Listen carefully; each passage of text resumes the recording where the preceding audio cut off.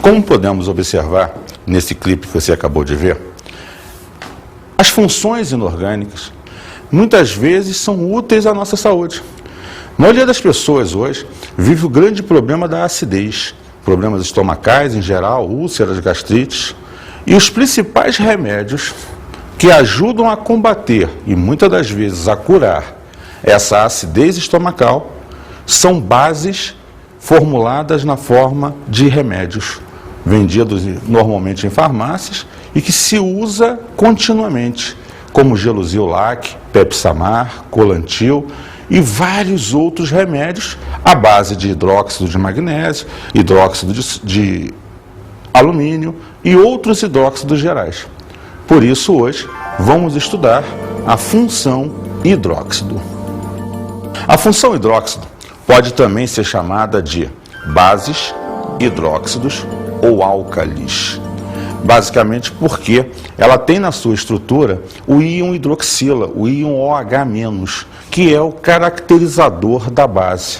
Diz-se então que base, hidróxido ou álcalis é toda a substância que em meio aquoso libera íons hidroxila, como vemos nos exemplos. Vejam só, NaOH em meio aquoso libera o íon sódio e o íon hidroxila. CaOH2 em meio aquoso libera o íon cálcio e 2 íons hidroxilas, mesma quantidade que está aqui. AlOH3 em meio aquoso libera o íon alumínio e 3 íons hidroxilas. É interessante você observar que toda base produz o íon hidroxila. Esse é o seu caracterizador. Mas não deixe de ter atenção ao cátion produzido. O alumínio ali, o cálcio, o sódio. Vamos ver agora a classificação das bases. Como toda classificação, existem vários critérios que podemos determinar para criterizar essas bases. O primeiro deles que vamos trabalhar é quanto ao número de hidroxilas. Monobase libera uma hidroxila. Exemplo, NaOH, KOH, CuOH. Em todos esses casos, apenas uma hidroxila na estrutura da molécula. Dibase libera 2 hidroxilas. Exemplo, CaOH2, MgOH2, ZnOH2. Em todas estas, você tem 2 íons hidroxila na estrutura. Tribases libera 3 hidroxilas. Exemplo, AlOH3, FeOH3. Repare que em ambos temos o índice 3 na hidroxila, caracterizando as 3 hidroxilas. Tetrabase libera 4 íons hidroxila. Exemplo, SnOH4, PbOH4. Em ambos os casos, novamente, um índice 4, caracterizando a liberação de 4 íons hidroxilas. Perceba uma coisa, no caso das bases, você não tem nenhum caso de exceção. Então, o númerozinho que aparece ao lado da hidroxila é basicamente o número de hidroxilas que vai ser liberado sempre que essa substância estiver em água. Então, no meio aquoso, é o número de hidroxilas que essa base liberará no processo. Vamos ver o segundo critério de classificação de bases. Quanto à solubilidade. Quando falamos sobre solubilidade, temos que ter em mente que é a capacidade de uma substância se dissolver em outras. Então, a solubilidade vai medir o quanto se solubiliza. Só que no nosso caso, vamos trabalhar com soluções aquosas. Então, a nossa capacidade de dissolução tem que ser em água. Então a gente vai medir se a base se dissolve ou não em água. Cuidado, muitas vezes uma base dissolve muito poucas moléculas, ela é pouquíssimo solúvel. E a gente hoje caracteriza como insolúvel. Isso pode vir a acontecer em alguns casos. Mas nós temos então dois grandes grupos no processo: o das bases solúveis e o das bases insolúveis. Vamos primeiro caracterizar as bases solúveis. Bases solúveis são substâncias capazes de se dissolver em grande quantidade em água. Seriam substâncias de fácil ionização e, com isso, fácil solubilidade. Hoje caracterizamos como bases solúveis as bases formadas por elementos do grupo 1A, metais alcalinos, do grupo 2A, metais alcalinos terrosos, e as bases do íon amônio, o NH4+1, como vemos nos exemplos a seguir. NaOH, metal alcalino, Na, CaOH2, metal alcalino terroso, o cálcio, e o NH4OH, a base do íon amônio, que é o NH4+1. Temos também as chamadas bases insolúveis, que seria, por nós dito, que seriam todas as outras bases. Já que essas que foram definidas como solúveis se caracterizam dessa forma, as insolúveis seriam aquelas que não se dissolvem em água. E, portanto, todas as demais. Por exemplo, o ZnOH2, o AgOH, o FeOH3. Os três cátions são metais, porém, de nenhum dos grupos citados anteriormente. Vamos agora, então, ao próximo critério de classificação. Quanto à força. É evidente, se você vai falar quanto à força, você pode observar que, como qualquer substância, ela pode ser forte ou fraca. Mas eu preciso te dar uma deixa nessa jogada. Lembrar você que a força da base está associada ao grau de ionização da substância, como já foi visto lá em ácido. Aquele alfa. O alfa mede o quê? O número de moléculas ionizadas sobre o número de moléculas total. Você então vai perceber que o alfa determina o quão ionizada é a base ou não. E lembra, quanto mais ionizada é uma substância, mais forte ela vai ser. A gente tem como critério geral, e a base não vai fugir desse critério, que se você tiver uma ionização maior que 50%, ela vai ser forte. Se a ionização for menor que 50%, ela vai ser fraca. Então, o critério 50% é normalmente o critério de diferenciação de qualquer substância. E também vai funcionar para a base. Então, vamos falar rapidamente lá sobre esse assunto. Bases fortes. Exemplo: NaOH, KOH, CaOH2. Mas, Edson, veja só. Como é que eu vou saber se ele não disser para mim que essa base é forte? Repara, eu tenho um outro lance para te dizer. A gente hoje caracteriza que toda base de metal alcalino ou metal alcalino terroso, 1A e 2A, é base forte. Ah, tranquilo. Aí você, se não tiver o alfa na questão, pode caracterizar pelo grupo ou família da tabela periódica, que eu sei que está sempre aí na mesa perto de você. Vamos falar agora das bases fracas. Exemplo: CuOH, GOH, NH4OH. Veja então que eu posso caracterizar como base fraca todas as demais bases, que não forem dos metais alcalinos ou dos metais alcalinos terrosos. Toma cuidado.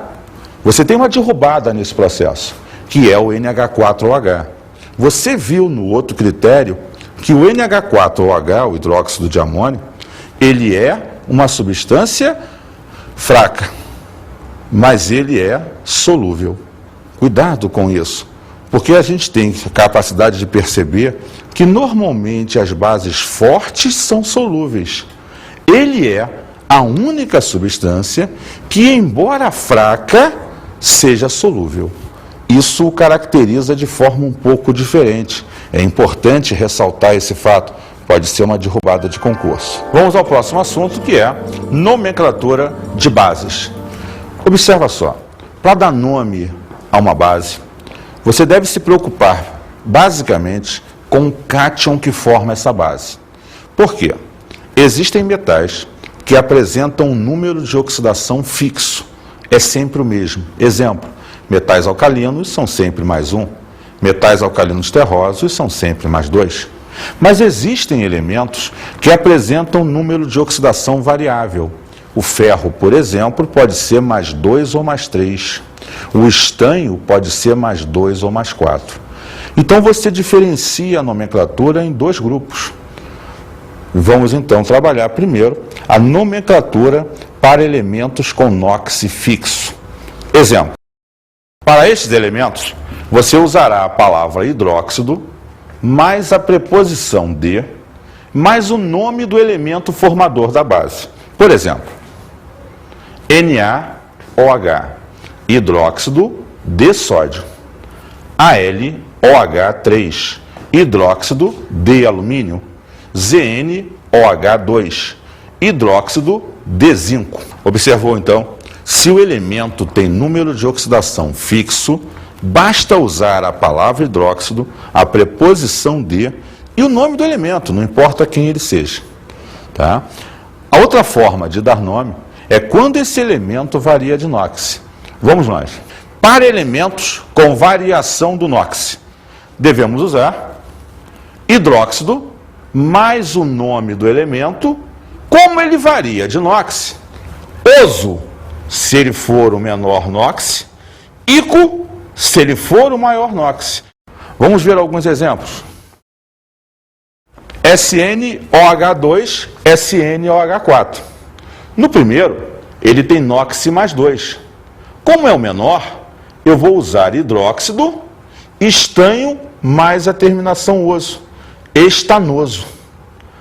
Como no segundo caso, ele tem NOx mais 4, então eu vou usar hidróxido, estanho mais a terminação ico, estânico.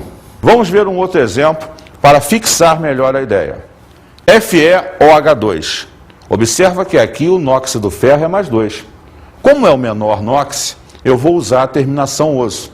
Então ficaria hidróxido ferroso. Veja só, existe uma nomenclatura mais antiga que trabalha para os elementos que variam de NOx e só para eles, o número de oxidação ao final, escrito normalmente em algarismos romanos. Então ficaria hidróxido, preposição de, nome do elemento, como você fez para NOx fixo, e acresceria o NOx em algarismos romanos. Logo, nesse exemplo, ficaria hidróxido de ferro 2. Vamos ver o outro hidróxido. FeOH3. Repara que agora o ferro é mais 3. Ele então tem o seu maior NOx.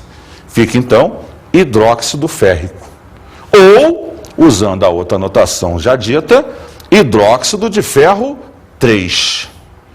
Entenderam? A gente então pode, nas bases, utilizar duas formas para os elementos que variam de NOx. A terminação oso e ico, mais atual, mais utilizada, ou usar o NOx em algarismos romanos. Vamos agora falar sobre os chamados indicadores de cor. Lembrando a você que o indicador, ele é uma substância que, independendo do meio em que se encontre, ela vai apresentar uma cor A ou uma cor B. Se ela estiver no meio ácido, ela vai gerar uma determinada cor. Se ela estiver no meio básico, ela vai gerar uma outra cor.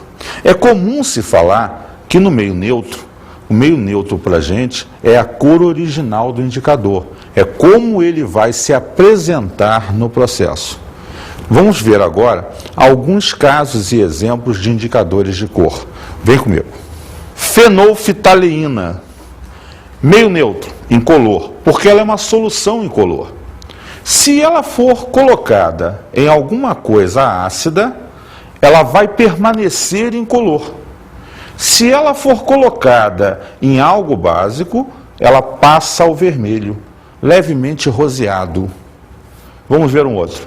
Metil oranje.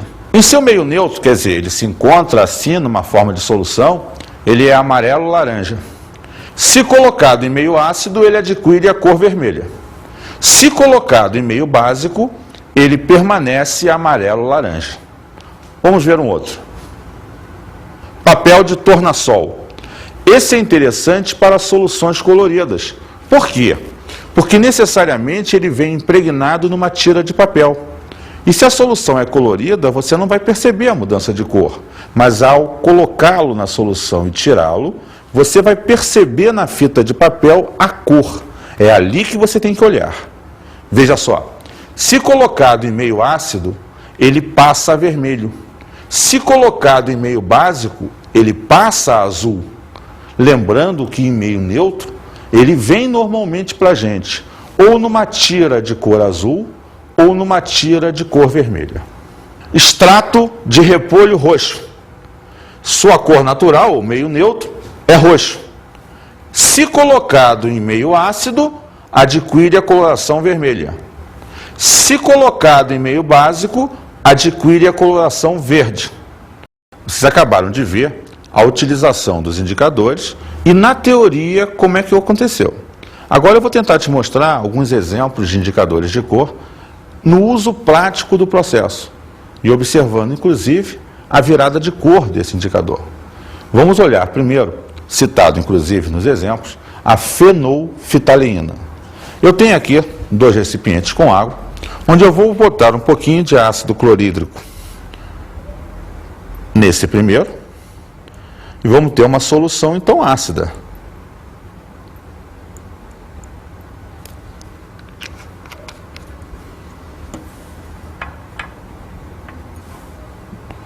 Vamos colocar um pouquinho de hidróxido de sódio nesse outro recipiente.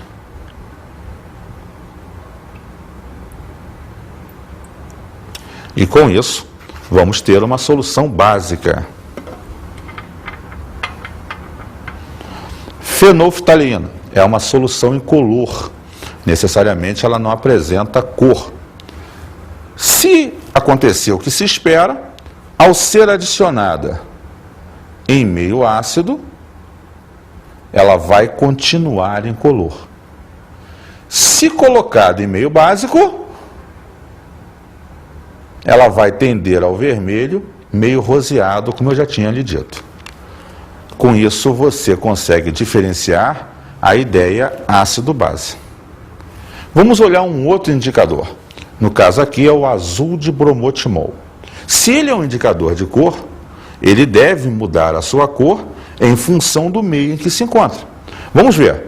Novamente eu vou colocar ácido clorídrico no primeiro recipiente com água.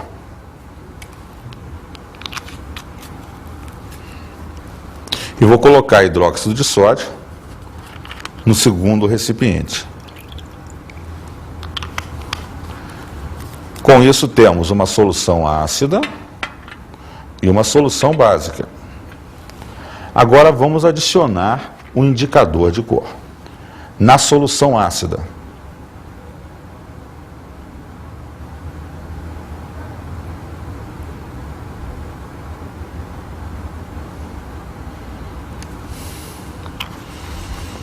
ele adquire a tonalidade amarela. Isso quer dizer que o azul de bromotimol em meio ácido é amarelo. Vamos ver na solução básica.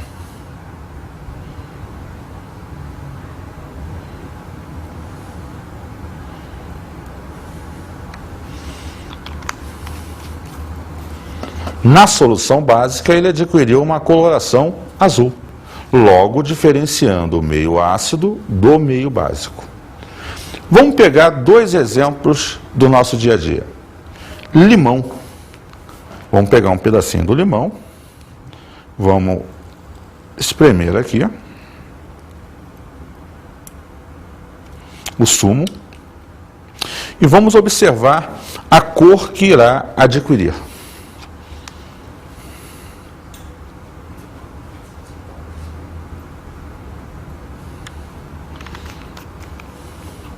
Utilizei o azul de bromotimol. Logo, adquiriu uma coloração amarela, caracterizando a solução ácida. Vamos olhar aqui. Peguei um ovo, quebrei previamente, e peguei um pouco da clara desse ovo. Agora eu vou pegar e colocar lá o azul de bromotimol para verificar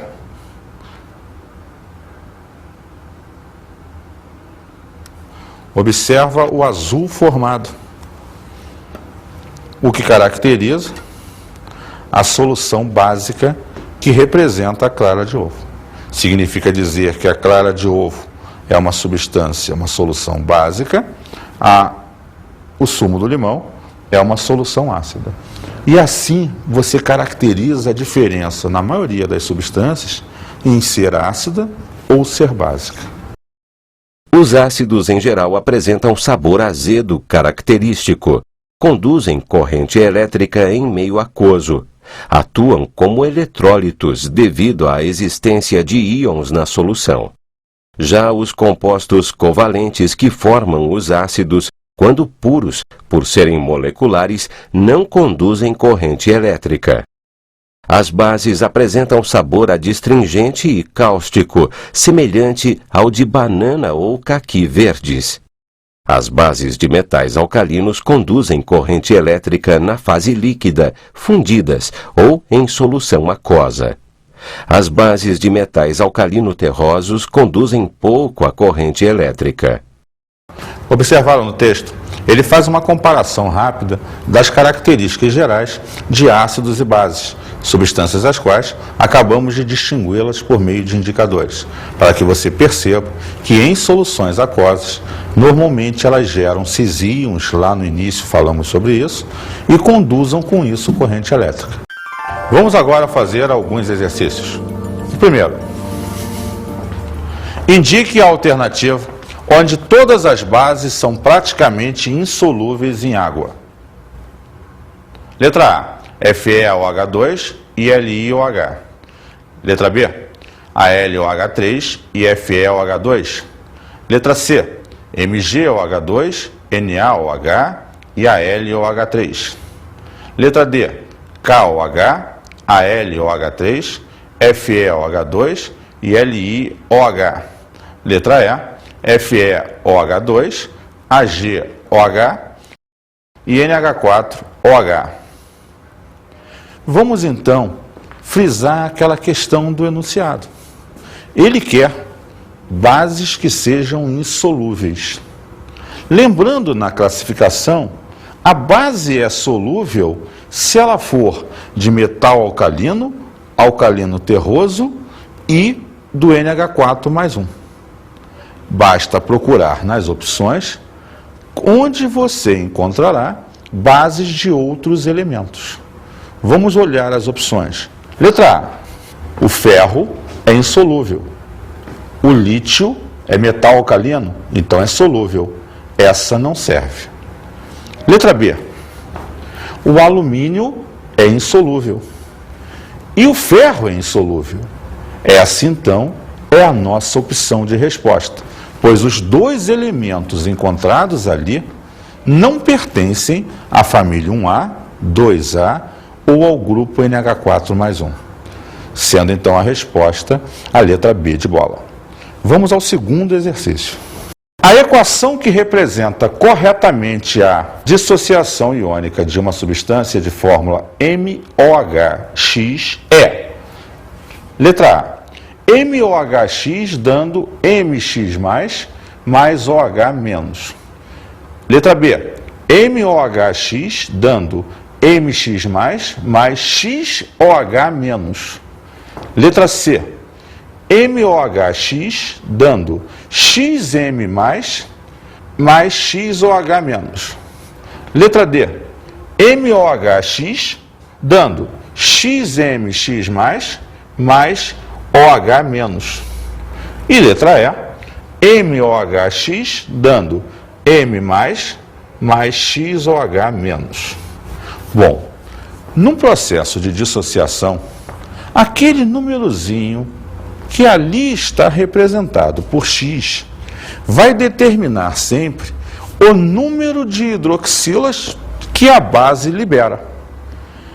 E esse mesmo X é sempre a carga do metal formador do cátion da estrutura. Sendo assim, vamos observar o próximo quadro. Como dito, MOHX representa uma base no qual MX+ é o responsável pela quantidade de hidroxilas. Logo, MOHX terá que dar MX+ mais XOH-, sendo então a resposta letra B. MOHX dando MX+ mais XOH-. Viram como é tranquilo chegar a uma resposta no caso da dissociação? Vamos ver um outro exercício bem interessante do processo. Um médico atendeu a um paciente com dores abdominais originadas de uma patologia denominada úlcera péptica duodenal. Para tratamento desse paciente, o médico prescreveu um medicamento que contém um hidróxido metálico classificado como base fraca. Este metal pertence, de acordo com a tabela de classificação periódica, ao seguinte grupo. É importante nesse exercício você perceber que os grupos da tabela são determinados ou por números e letras, 1A, 2A, 3A, ou por números sequenciais contados da esquerda para a direita. Esse é um dado subentendido que com a tabela que está na sua mesa você já percebeu.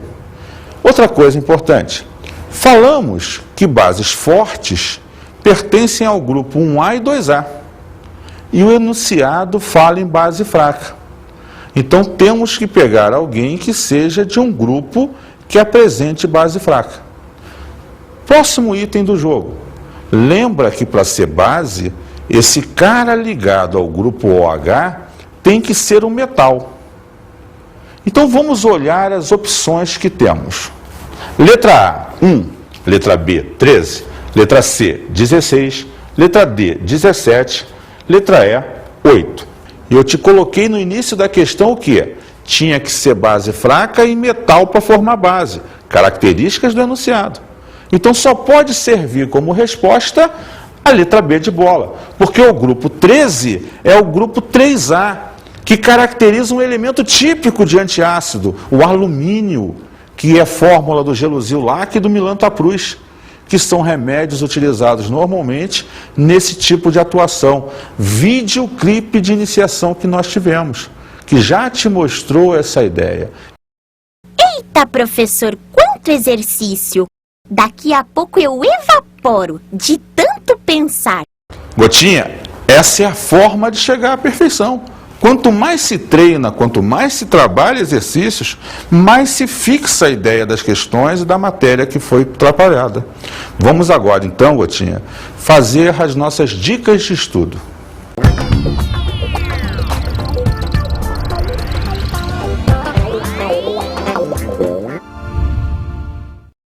Procure na internet textos que diferenciem a questão ácido-base. É interessante associar a questão da geografia.